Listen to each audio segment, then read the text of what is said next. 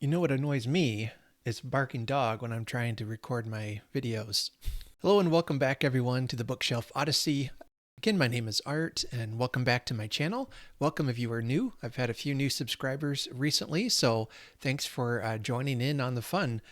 Today I'm doing the I am so annoyed Booktube tag, I think is what it's called. I first saw this tag on Kelly's channel of books I'm not reading, and I just have seen this tag pop up everywhere else. And I'm actually doing a book tag not only before I was tagged, but also while it is still more or less current. There's a first time for everything. This has been a really fun tag to watch. I'm not really one to be negative though, so if you're hoping to hear some hot takes and angry rants, you're probably watching the wrong channel. All right, so I'm just going to go ahead and jump into this. First, let me grab a sip of coffee. Folks, it is almost, oh, wait, is that copyright? It is almost baseball season. I believe this weekend, the Seattle Mariners, which is my favorite team, they're starting their spring training games. So I am really excited to get that season back up and running. I really love nothing more than to listening to a baseball game while reading a book. Yes, I do both. No, it's not too confusing. How do I do it? Reading is my superpower, so I guess I can just do it. In any case, let's go ahead and do this tag.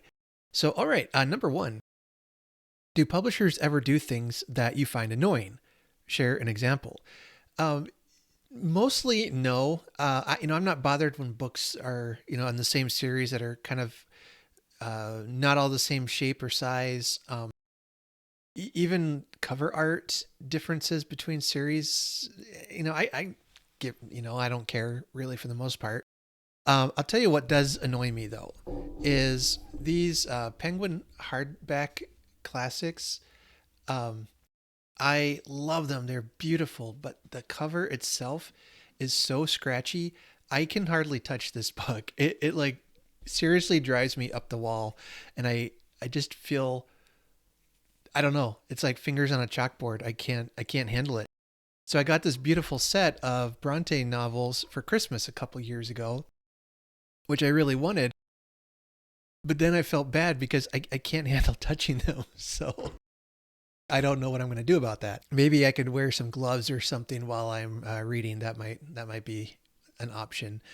But yeah, I guess apparently I didn't even know this about me, but something very tactile in my hands. I just cannot handle touching those books. It makes me feel physically ill, which is weird. So I don't know what's going on.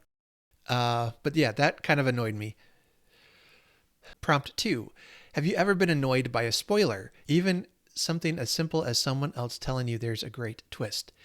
Yeah, I do not like spoilers. I am angry at people who feel like it's funny to go around and spoiling things. My wife had the sixth book of Harry Potter was spoiled for her. We had been reading through the series, looking forward to book six coming out. We didn't run out and get it right away. We just figured, we'd get to it soon. And I remember she kept asking me to buy the book, and I'm like, yeah, okay, yeah, I'll get to it. And then sure enough, she got a message board somewhere, and I think it was one for scrapbooking, a message board. But then one of the threads right there in had the big title of the spoiler. It said, like Harry Potter 6, Snape does what he does. And I mean, and for those who have read the book, you know what the spoiler is. I'm not going to spoil it for you, even though I'm sure everybody knows what that spoiler is. And I mean, it crushed her. She was like, no, that can't be true, but alas, it was. And so I had to beg forgiveness for not running out and buying the book. But that in part gave me such a desire to give no spoilers for anything. Like I won't even give you a spoiler to like Jane Eyre. I'll try not to. A book over 200 years old, I'm still going to keep my mouth zipped about the twists and turns unless I have sufficient spoiler warnings in a video. Okay, so you can trust me on that. And then I've personally have had a few things, just mostly minor spoilers of things, and it really annoys me when it's not done when I want it. If I don't agree to the spoiler, then I get bothered. I'll even go as far as to say someone who says, I really enjoyed this, or I didn't really enjoy that. Well, don't tell me that. Don't even tell me your reaction. I want to go into it completely with my own perspective and thoughts and opinions, and then I'll debate and talk about it. But I really want to go in as fresh and clear-minded as I can.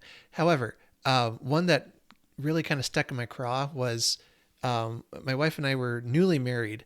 I think it was actually on our honeymoon. I was reading The Lord of the Rings. That was the first time I was reading it, and was reading The Fellowship of the Ring. And so she was asking me like, "What part are you at? What part are you at?" And so, minor spoiler alert here, okay, for Fellowship of the Ring. But it got to the part where Gandalf, falls into the off the bridge of Khazad-dûm. And so I told her it was that part, like, that was really incredible. That was such a beautiful sacrifice and all this. And I said, so it looks like he's probably dead. And then she said something about, and then she either just went ahead and told me, she's like, well, he's not dead. Don't worry. Or he'll be back, something like that. And I thought, oh, what, why did you say that? That was, I assumed that was going to be the case because it's kind of a trope, but just to hear it, and it really kind of frustrated me, and I swear ruined the rest of the reading experience for the Lord of the Rings books for me. I'm just, holy cow, have I been holding a grudge against my wife for 24 years now? Is that why I didn't go out and buy book 6 of Harry Potter? Have I been just angry at her all these years? It's probably fine. All right. Prompt 3. Have you ever been annoyed by what you discovered in a little free library, a book sale, or a used bookstore? Tell us what you found and why it was so annoying. Yeah, in the area I live, little free libraries are mostly seen as like a place to put books that should probably be recycled, but nobody really wanted them or wanted to throw them away. I just saw one recently in a park I like to walk in, and it was just crammed full of tattered children's books that, covers were ripped, covers were missing, pages were torn. It just looked like, it looked like they were well loved and well read to the point where they were falling apart. But at what point do you have to realize maybe this should just be recycled? And if you really want to give the gift of a children's book and it's in tatters, recycle it, buy a new edition, buy a new copy, put it in the little free library. Just because something's free doesn't mean it has to be junk, which is a great slogan for my YouTube channel, right? Or something, I don't know. But yeah, if you care enough to share a book like that, make sure it's in good condition. And then in bookstores, generally, I'm just happy to find one. They seem to be pretty rare, more and more.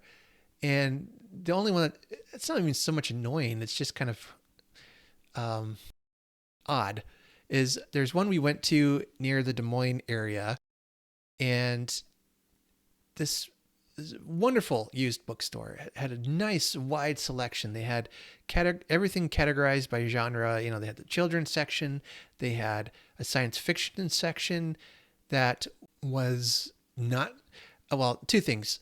One is when they lump science fiction and fantasy in together. That's annoying because they're two very, very different genres. They just happen to be liked by the same kind of people, I guess. I don't like that. And then this particular library had all these different subdivisions and subgenres. Even the nonfiction was well curated and well organized. But then they put all of the fiction and mysteries mixed in together. So it was like you could be going through, you'd see, romances, and then you'd see, literature, modern literature, historical fiction, mysteries. It was all just mixed in together. And that, that was just, that's just not how it should happen. That's just wrong. But I was, again, in the end, it does make it harder to find the books I'm looking for, but really not that much harder. It's just a personal thing. And anyway, but other than that, if I see a bookstore, I'm gonna be happy to have found one. What was odd about that is that they went to such great lengths to subdivide everything else except for like these two main genres, fiction and mysteries, and some of the subgenres that surround those, all just thrown into. Made no sense. Prompt 4. When it comes to short story collections, are you annoyed if there's a novella in the middle of the collection? No, not really. I always like to know how many pages are in a short story I'm reading. I think the thing that annoys me about short story collections is they don't tell you what the story is about before you read it. Some do, but for the most part, they don't. And I just wish there could be like a little blurb about what the story's about. It doesn't have to have spoilers in it. It doesn't have to be, lengthy at all. And I understand, that space is at a premium in books, but just even 2 or 3 sentences that says, hey, this story is about, a man who goes to the lake and thinks about life, or whatever, or this is a story about, I don't even know. I literally cannot think of any short story I've ever read in my entire life. So there's that. Yeah, just a little blurb about what each story is about would be helpful. The thing I don't like about short stories is I like to know what I'm reading when I start. Give me a little introduction and I'll be good to go. Wow, I didn't really had just so much pent up anger about the things I read. This is good. This is therapy. This is therapy for me. Aren't you glad you're here for it? Prompt 5. Deckled ages, beautiful or annoying? Beautiful, gorgeous, absolutely would love it on every single book I own. Here's one biography on Charlotte Bronte. I'll talk about this in an upcoming video, but as you can see, beautiful deckled edges there. I have behind me is A Tale of Two Cities, also has deckled edges on it. I love it. As much as, the other book, the cover irritated me, but this is just soothing. I could just sit there and run my finger over the pages and hearing it. Listen. It's just a fantastic sound. Love it. Prompt 6. Other people's annotations in a used book or library book. Annoying, or are you okay with it? Yeah, I'm okay with that. I really don't mind unless they're stupid, write nonsense, or it's obvious a child has colored all over it. I actually like reading what other people have thought. It's like this ongoing dialogue between, if you wanted to add your own annotation to it, I think that's kind of interesting. I really like finding when I'm getting used books. I like it when I find like an inscription on the inside cover, especially for an older book. I've got some books from, late 1800s, early 1900s that I've seen, and a couple that I own that have just like a person's name and Merry Christmas, Merry Christmas 1897 or whatever on the inside. And I kind of like that because it anchors it in a point in time in history, and it reminds me that somebody else owned this and maybe loved it, and now it's being passed on to somebody else. So yeah, I'm okay with that. Prompt 7. If there's a series or a collection of certain kinds of books, like an imprint, and changes are made, are you annoyed or okay with it? If yes, give an example. I think, is this talking about changes in the text? Then yeah, that I do find that annoying. Admittedly, old texts can be, insensitive, racist, contain things that maybe haven't aged well. And I understand I say this from a position of, a position of privilege, because when I read something, where they're making fun of an overweight white man, I just kind of laugh at it because,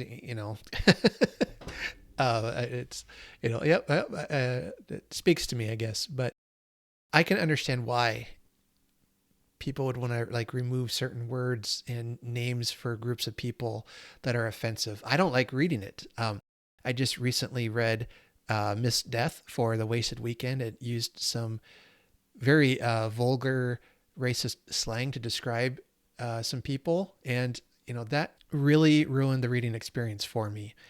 That being said, I also understand that when you begin to edit things out that are offensive, where do you draw the line? And I would go as far to say it's okay when books make us uncomfortable like that, because I would hope it would engage discussion about the work to say, is this book out of touch now? Or is this book out of date or out of relevance? Or are there still things we can learn from it? Or look how far our society has changed. We no longer use this word. We no longer describe people in this way. And that's a good thing. And so maybe that can help, encourage dialogue rather than just censoring everything that we find offensive, because at the end of the day, we're just going to end up censoring everything. There will be no room for deep thought or deep discussion. So I don't know. Maybe you have a different insight on that, and I would love to continue that conversation in the comments, because these are things, to be honest, I'm still thinking through and working through. But no, and I know I've talked about this before, I'm sure. But then, for instance, when an author changes their own work, I think that's perfectly fine, because that's the author's work. For instance, Charles Dickens, in some of the earlier versions of Oliver Twist, he used a lot of derogatory language towards a Jewish character. And some years later, as he began to have more of an open mind and more of an understanding of those things, and how offensive that can be and how hurtful those words can be, he did self-edit those books and kind of take out not some of that language used. And then he went on to try to write characters of different ethnicities better. Not that there was quite a diverse amount to begin with, but that's just the case that always sticks in my mind. I think that's acceptable because it's the author's own work. And then there's, even in that, there's some value in comparing the old editions with the less old editions of books like Oliver Twist, and to see what did he change, what didn't he change, what does that say about him, things like that. Prompt 8. Do the decisions of characters in a novel ever annoy you? Share the book and what decision you found annoying. Nothing really comes to mind except when the main character is a horrible person and that horribleness isn't called out. In that case, at points like that, I'll just DNF the book. Like there was, I don't remember what it was now, but there was I think it was a fantasy series that the main character was just awful. And actually, I had this experience trying to read the Wheel of Time series as well. I could only make it out of the first book, and just barely.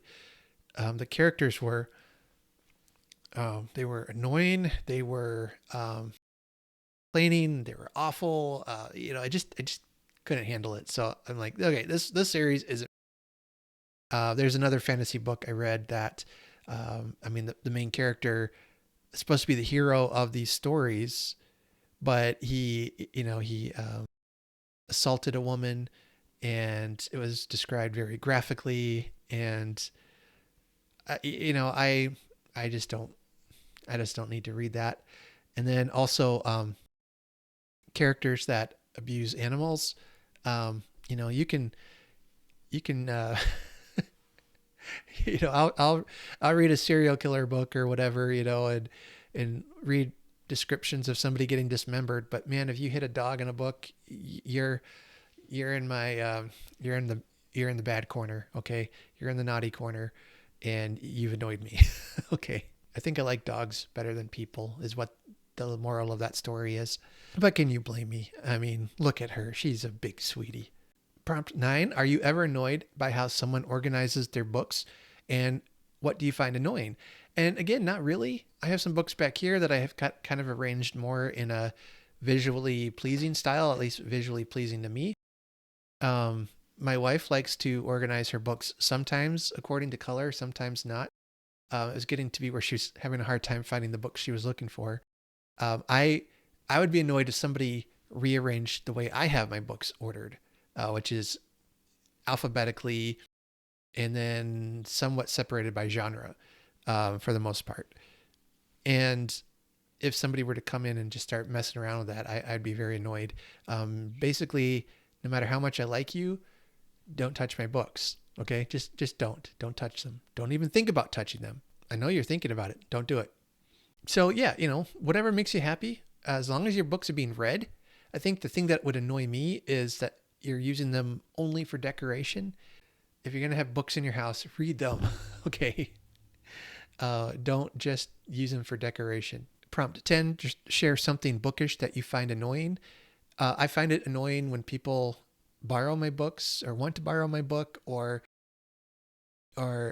touch my books or think about touching my books. I already said that. It's just, it's mine. Get your own. Sorry. I will share just about anything, but not my books. Early again in our marriage, my wife and I would sometimes be reading the same copy of a book at the same time. I could not handle it. She'd read for a little while, put it down, and then I would pick it up and read.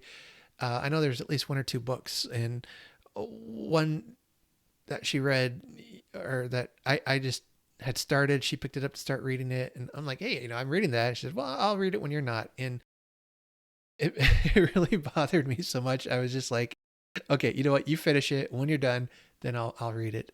And it just kind of, I don't know.